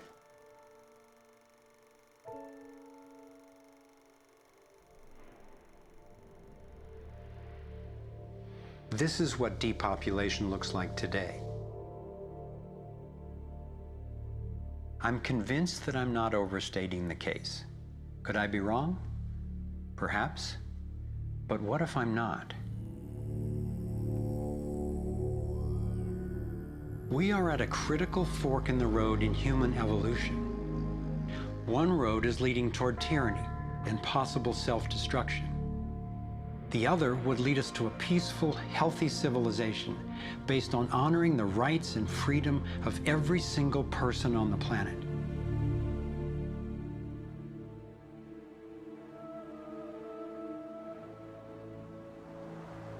To set off in this new direction, it's up to you and me to clear that road. The time has come to say, enough. There is another way. I believe that together we have the knowledge, the resources, and the solutions to meet that challenge.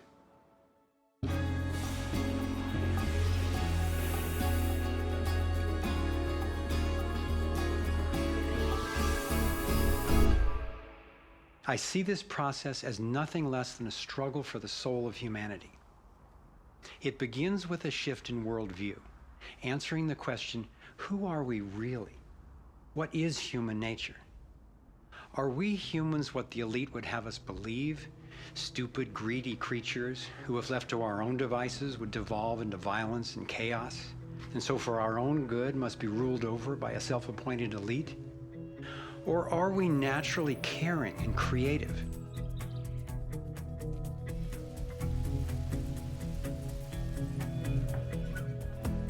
I believe when people are healthy and have what we need to survive, we can create a world based on integrity, freedom, and compassion. A world where everyone can thrive. Which of these two views will shape our future? That's our choice now. The agenda of the ruling elite is the product of a destructive worldview, based on their beliefs that there's not enough to go around, that some people are more deserving than others, and that their own safety depends on maintaining absolute control over the rest of us. In short, their worldview is based on scarcity and fear. But as powerful as they are, the architects of the New World Order cannot create their dreadful vision without our collusion. To stop them, to render their agenda obsolete, we have to wake up. We have to take action. This is like the last effort of a particular phase of civilization. It's its last gasp, really, and I often use the metaphor of the caterpillar becoming the butterfly, because the caterpillar crunches its way through the ecosystem. It's very destructive. It eats 300 times its weight in a day until it's so bloated that it hangs itself up and goes to sleep, and its skin turns into a hardened chrysalis. And then in its body you get these imaginal cells, biologists actually call them that, forming within the caterpillar's body. The caterpillar's body then actually becomes a nutritive soup for those cells. But what's important about that metaphor is that the old and the new coexist for a while. And it's the job of the caterpillar to preserve its life. It's a desperate government that we have now trying to control oil in the Middle East and wanting now to promote nuclear energy and all these things that they know better, but they have to play out the role of protecting themselves. It's their job. And if you love butterflies, you don't go around stepping on caterpillars. So we can't hate them. It doesn't do any good. But if you want alternative energy, you don't ask an oil economy administration to produce it for you. We have to produce it. We imaginal selves have to show that it's cheaper, more efficient, and more effective. Our job is to build a new world. If we had the vision and a worldview that says our crisis is a birth and everybody's needed and everybody will have more of what they truly want, you could turn this desperate world into a renaissance of human creativity and love. It may seem that the controlling elite has all the cards, but we have many advantages of our own. First, let's talk numbers. Very few people are consciously perpetrating the domination agenda. Most of those helping to implement the plan don't understand the full picture of what they're a part of. By my calculations, we outnumber the actual architects of the plan by more than 1,000,000 to 1 in the US alone. Entrepreneur and environmentalist Paul Hawken estimates that there are now well over 1 million organizations in the world that work towards social and environmental justice, comprising the largest social movement in the history of humankind.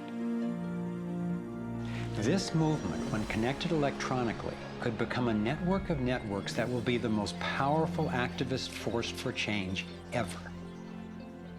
If you look at the people who are involved with restoring this earth and stopping the damage and resisting the depredation and nurturing change and reimagining what it means to be a human being, and you're not optimistic, then you might want to get your heart checked, because there is an extraordinary, beautiful, gorgeous, fierce group of people in this world who are taking this on. The second important advantage for us is that all the power centers that the elite control require our participation. If enough of us withdraw our support, their plan can't work. This is true of the central banks, the military, the corporate media, the government, and more. And following the models of Mahatma Gandhi and Martin Luther King Jr., we have the power of nonviolent non-participation. It takes tremendous energy, resources, and deception to try to dominate the lives of others. In moving toward freedom, on the other hand, we have on our side the evolutionary life force and what Gandhi called satyagraha, the simple power of truth. In India, we have thousands of villages which are now freedom zones. So we will not accept patenting. We will not cooperate with it, just like Gandhi did not cooperate with soil laws. We will not allow chemicals and genetically engineered crops to enter our ecosystems because they threaten this biodiversity. And this freedom movement, which is a freedom movement for all species, not just for individual humans, is something that's growing so fast and is reflected in the movement for GMO-free zones in Europe. I turn my back, and there's another 1,000 GMO-free zones. 90% of Italy, 90% of Austria. The freedom zones around the seed, around food, are creating massive shifts. In Bolivia, a grassroots movement took to the streets, relentlessly banging pots and pans, and eventually stopped the foreign corporate takeover of their water resources. Though very little is shown by the corporate media, there are countless success stories going on every day all over the world.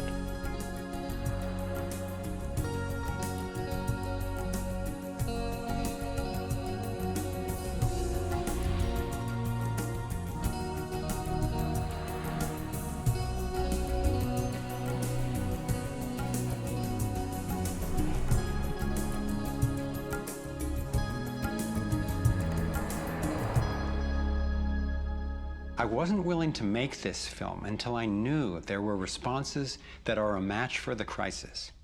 And now the power of the internet enables us to share the breadth and the depth of this research. We've spent years creating a vast website, thrivemovement.com, that brings it all together and makes the information and what we can do about it accessible to everyone. Here you have your very own navigator module to go deeper into the main subjects covered in the film: code, problem, and solutions. You can study strategies and tactics and connect with others to take high-leverage actions. Every fact stated in this film has been independently verified, and the reference is on our website. This sector navigator facilitates whole systems thinking that recognizes that actions in one area impact all the others. The center of the sector navigator is worldview, because it determines how we experience everything that happens within and around us. In every sector, you'll find critical issues, resources, group strategies, and individual actions to peacefully and productively affect real change. Our resource tree will link you to the people, organizations, and media that we most recommend to help you get more fully educated and engaged. I was encouraged to find that there are a minimum number of actions which, working together, can tip the scales. It's not endless. Once we see the big picture, we'll look at what each of us can do to help accomplish it. Let's take a look at the strategic antidotes to their economic domination. We need to stop any more bailouts of banks or corporations, dismantle the Federal Reserve, withdraw taxpayer support from central banking agencies such as the IMF and World Bank, allow development of alternative currencies and independent banks, and refuse international taxes. My main emphasis is on solutions in the US, because that's what I know best. But just as the predicament is global, so are the principles on which the solution strategies are based. Here are some tactical actions that we can take as individuals that don't take much time or money to make a real difference right now. Get informed, speak up, and connect with others. Bank locally. When we move our money out of the big centralized banks and into locally owned banks and credit unions, we defund the problem and fund the solution all in one move. Buy and invest responsibly. Every dollar you spend sends a message. Join the movement to audit and end the Federal Reserve. It's robbing us. Join a coalition to keep the internet fair and open. Don't let anybody take control over it. Support independent media. Get your information from diverse sources and think about who's funding the news you get. Support organic, non-GMO farming. Join movements to bring about honest elections, including traceable paper ballots and campaign finance reform. Congress can only be accountable to us when corporations stop funding them. Advocate for renewable and new energy technology. Bring the conversation about free energy out into the open. It will transform the power dynamic on this planet faster than anything in recorded history. Sign up for critical mass actions. It's a strategy to leverage our power by waiting until a huge number of us agree to participate before taking an action. Imagine 1 million of us acting in unison. Then again, imagine even more.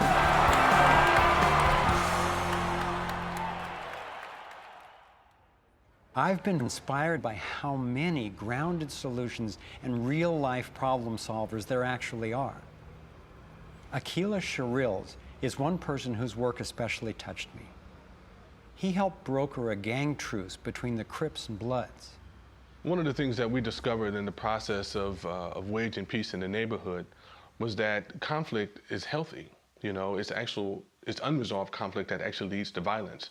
When we first launched the peace treaty, we had a lot of success in our first year. Gang homicides dropped 44% in the neighborhood based upon our actions. Akila describes what happened when two rival gang leaders finally met after the truce. The brother came up to him and told him, man, look, I know you got some hard feelings for me. You know, maybe I got some hard feelings for you. He said, but because of this truce, man, he said, I'm willing to put all of that to the side.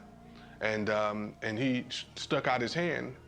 He hugged him and he said he closed his eyes because he was preparing for a sharp, knife to enter his back. He was waiting for for a bullet you know, to be shot into his stomach. But he said after a few moments, you know, he held that embrace. You know, he realized that, you know, that it was genuine. I believe that having a clear picture of our potential is as important as uncovering what stands in its way. So I want to take you to a possible world of the future. It's a world the elite would have you believe is an impossible pipe dream, but I'm convinced it's a world that is utterly within our grasp. We can create a world where people can thrive, where we can feel safe and secure. The air, water, and food are clean. A world where communities are capable of producing their own energy and food, and trade is open and fair. Rather than focusing on punishment, instead justice restores lives and losses. Insurance pays doctors to keep people healthy. Education is voluntary, serving the needs of individuals instead of corporations. We get honest feedback from independent media. There are no subsidies and no bailouts. Imagine that with an honest money system, little or no taxes, and low electric and fuel bills, you would have the money to pay off your home and car and be free to save and invest. You would enjoy more wealth, freedom, and security, all while working the same or probably less. Let's say I started a mutual fund for my neighborhood, and all the neighbors had stock, okay? And so they healed the environment, and their stock went up in value. So instead of getting drained financially, they're making money. They're making money from things that make their kids safer and prevent the planet from dying. So you kind of have your cake and eat it too.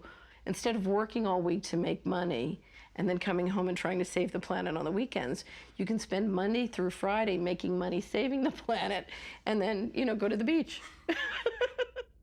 This vision of a thriving world is based on what could be called the liberty perspective.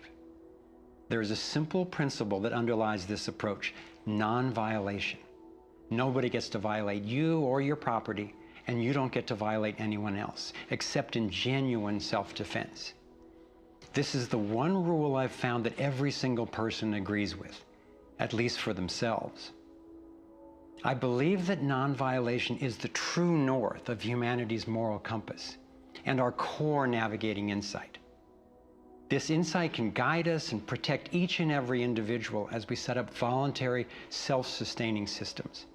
It is a way of living that I can stand for wholeheartedly and without reservation. I've been profoundly influenced by the work of Austrian economist Ludwig von Mises, who developed a whole philosophy and economic system based on the core ethic of non-aggression. Motivated by having witnessed the ravages of communism and fascism in Europe, he committed his life to finding a just way. He recognized that those systems, as well as socialism and even democracy, wrongly assume the rights of the collective, or the group, to be more important than those of the individual. I had always gone along with the view that more people will thrive if we consider the group's needs above the individual's. But when I took a closer look, I found it doesn't really work that way. In the name of what's best for the group, governments have been responsible for most of the war, death, and destruction on the planet. More than 200 million individuals were killed in the 20th century alone. So how would applying the principle of non-violation change this dynamic? It would take us from incremental change of a fundamentally flawed system to a complete transformation where not just some, or even the majority, but everyone could truly have the opportunity to thrive. In order to implement the principle of non-violation, it makes sense to me to honestly re-examine our past, because it doesn't work to try to build a healthy living system on top of an unhealthy one. We have to go back to the most fundamental acts of injustice upon which the country was founded, in the seizure of the lands of the people and the slaughter of their women and children, and the rendering destitute most of the remnants of these people, is such a grievous wrong that we believe that we have to deal with that, to come to grips with that in a fundamental way. Understanding that they're not wrongs that were done and completed 150 years ago. They're wrongs that are continued every single day. So you have, through the history of North America and the United States, over 500 treaties signed with indigenous nations where every single one of them now has been violated. You have, in fact, a tremendous amount of wealth having been generated from indigenous peoples' lands and resources, and billions of dollars every year still being generated by corporations and European nations based on the continued exploitation of indigenous peoples' lands and resources.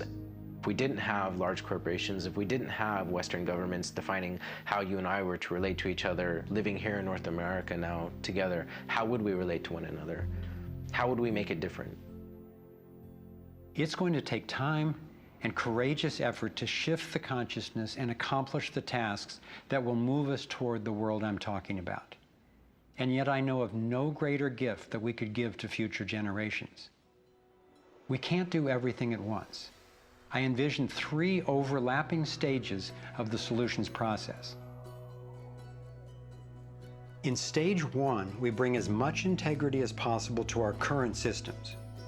If we cut the US military budget in half, it would still roughly equal the defense spending of the entire rest of the world. Between that and getting rid of the Federal Reserve, over $1 trillion a year would be freed, enough to feed everyone on our planet, deal with social issues, and heal our environment. Many people believe that widespread starvation and poverty are inevitable, but compared to war, eliminating poverty and restoring the environment are cheap. According to Lester Brown's Earth Policy Institute, it would take under $200 billion a year to restore the Earth's environment and meet global social goals. But this stage isn't the end goal of the liberty perspective. While stage 1 has a lot of the compassion typically associated with a liberal Democrat agenda, stage 2 reflects much of the wisdom of the traditional conservative worldview. In stage 2, we shrink government's role to protecting individual liberty and stewarding things we share in common, like ecosystems and the airwaves we use to communicate. As the system gains integrity and we move to sound currency, people will have enough money to have more control over everything that affects them. Stage 3 grows out of the increasing freedom that people gain in stages 1 and 2, as they have more money and more time. There is no involuntary tax and therefore no involuntary governance. There's no monopoly on force. There are rules, but no rulers. Rigorously protecting individual rights turns out to be key for honoring our interdependence. We can be distinct and unified at the same time. As utopian as this can sound at first, I've been thrilled to see how much practical thinking has been done to deal with tough issues like healthcare, crime, and education. These 3 stages validate the best of both the liberal and conservative perspectives that have divided us for so long, and then reconcile them at a new level, around non-violation, a core ethic we all share. Stage 3 honors human incentive and finally includes the rights of not just many, not just most, but everyone. The Torus provides a template for a society based on integrity and wholeness. It conserves what's working. It has built-in feedback so it can self-correct and innovate to maintain balance. We can apply these and other features of the Torus dynamic to our human social systems. I truly believe that aligning consciously with the fundamental life energy pattern at every level, physical, emotional, mental, interpersonal, and environmental, is ultimately the art, the science, and the celebration of love. And that's what we're here to learn. The fundamental insight of our interconnectedness changed the way I approach everything. In my own life, I found a practical expression of this philosophy in the modern, nonviolent martial art of Aikido. It offers powerful guidance on how to respond effectively and non-aggressively to the global domination agenda. Morihei Ueshiba, its founder, taught that to practice Aikido, one must mimic the movements of atoms and galaxies. Just as free energy technology blends with the toroidal pattern to access unlimited power, Aikido, the way of harmony, blends with the energy of an attacker, redirecting it to peaceful resolution.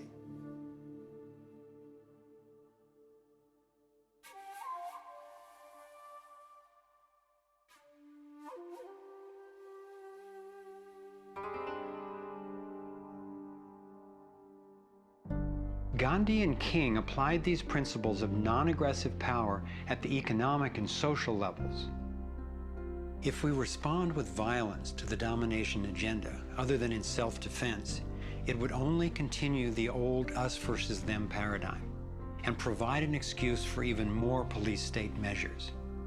I believe that it's essential, both morally and strategically, that we take the path of non-aggression. There is another aspect of the Taurus that has profound implications for how we can respond to the challenges before us. It is the absolute stillness, the 0 point, that lies at the center of each toroidal system. I believe that you and I, as well as every other being, are Taurus energy fields, centered by stillness and each connected to one another and to the boundless consciousness of a living universe. As much as I benefit from the experience of others, as highlighted here with the Navigating Insights, and as valuable as daily feedback is about what's really going on in the world, as we see with the vitals, I've come to recognize that our primary compass is our own inner guidance. As we learn to quiet the noise and amplify the inner signal, we can better hear the voice that naturally knows and offers wise direction.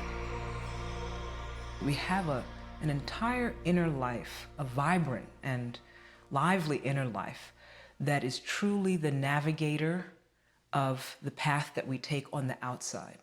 If your inner life is the driver of how you show up in the world, it makes sense that if you want to have anything to do with where you're going, that you have to be in relationship to that inner life. You have to be in relationship to the driver. As we develop increased relationship to who's in the driver's seat, what happens is that there is a synergy. It's a symbiotic relationship that our inner lives are actually able to be more in tandem with where we're choosing to go, and we're able to get there. We're not nearly as insignificant in our impact as we think we are.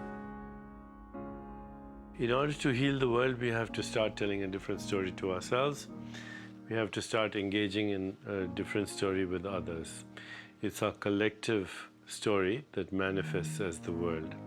Humanity is now in a very interesting evolutionary phase in which we move from hostile, aggressive competition, which is the nature of young species, into a more mature mode of cooperation, collaboration. There's no question in this country that money, that capital is being increasingly concentrated in the hands of a few. And those who are so powerful are concentrating it further. But there is a force that's more powerful, and that's the power of the people. When we look at the crises now, it is so easy to fall out of love with life. It is so easy to get pessimistic and desperate.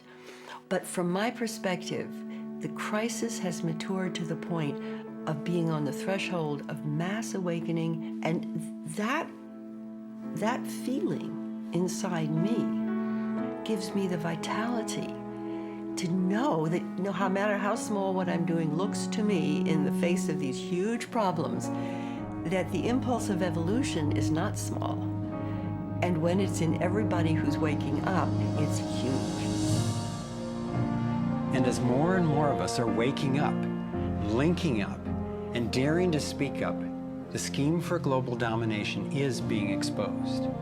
And we're discovering solutions that can create the world we yearn for and deserve. Again and again throughout history, When people have recognized tyranny rearing its cruel head, they've come together and stood up for liberty. I am confident humankind will look back on this period and be proud that when we saw, we acted. Thank you for coming on this journey with us. I'm convinced we have what it takes to thrive. Let's make it happen.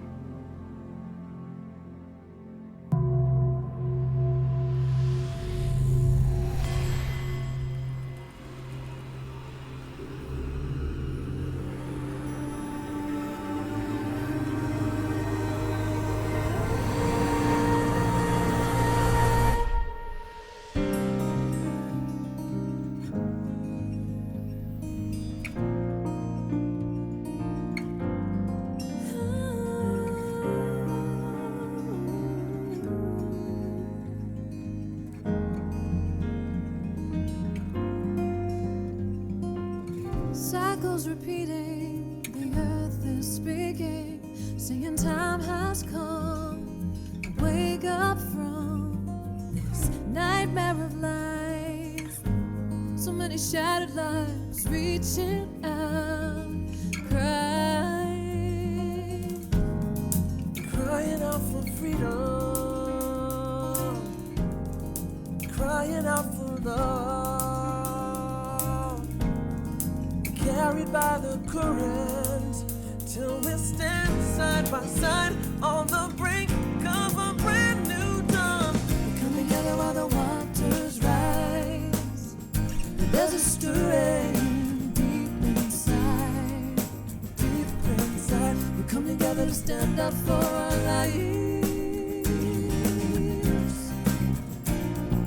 What on earth does it take to thrive? While we've been sleeping, hearts were beating so much closer than we ever knew.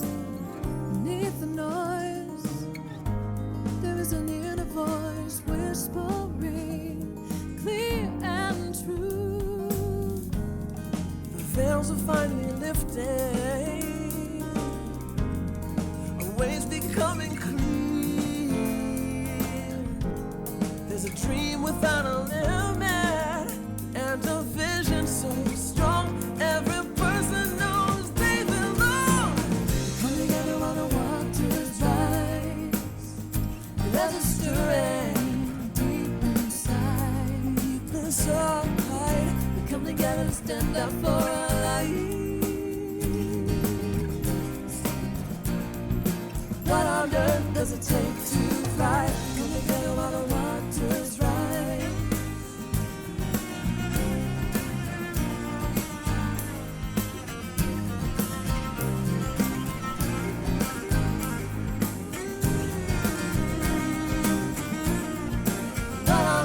Does it take to thrive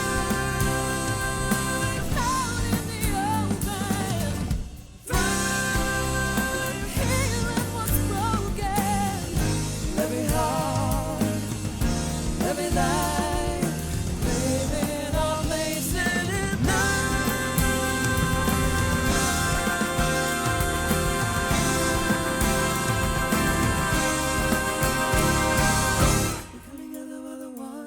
Rise. There's a stirring deep inside, deep inside. We come together to stand up for our lives. We all have what it takes to thrive. We come together while the waters rise.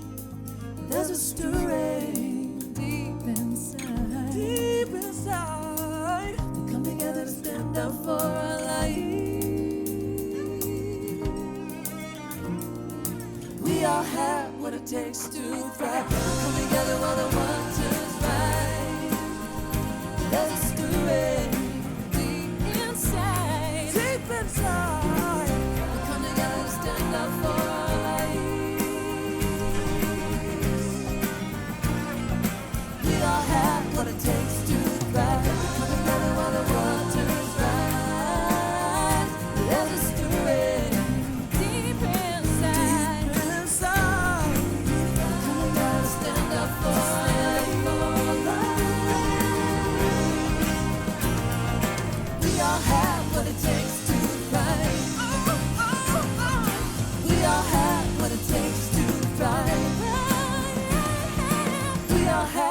it takes to thrive.